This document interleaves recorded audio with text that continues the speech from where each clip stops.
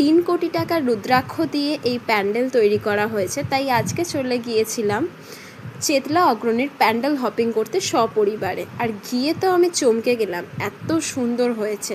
ঢুকেই দেখলাম একটা বড় অজগর সাপ পুরো প্যান্ডেলের ওপর থেকে পেঁচিয়ে রেখেছে।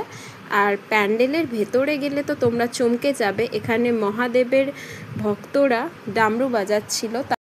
ভিতরে গিয়ে বুঝতে পারলাম এর থিমটা হচ্ছে সমুদ্র মন্থন। হ্যাঁ, ঠিকই শুনেছ, সমুদ্র মন্থন। এখানে দেখো জলও দেখতে পেলাম। তারপর পঞ্চমুখী সাপ, এই যে শিবলিঙ্গের পিছন থেকে সাপটা পেঁচিয়ে রেখেছে। তারপর এখানে দেখতেই পাচ্ছ কি সুন্দর।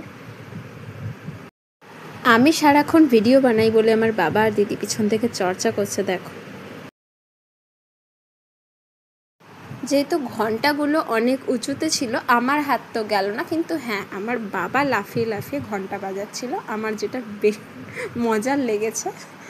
মণ্ডপের ভেতরটা কিন্তু দারুণ, আমার তো চোখ ধাঁধিয়ে গেল এই প্যান্ডেলটা দেখে। আমার দেখা বেস্ট প্যান্ডেল ছিল। তোমাদের কেমন লেগেছে কমেন্ট করে অবশ্যই জানিও। আর চ্যানেলটাকে সাবস্ক্রাইব করো, লাইক করো, অনেক অনেক শেয়ার করো। থ্যাংক ইউ সবাইকে। আবার দেখা হবে। Tata, bye bye.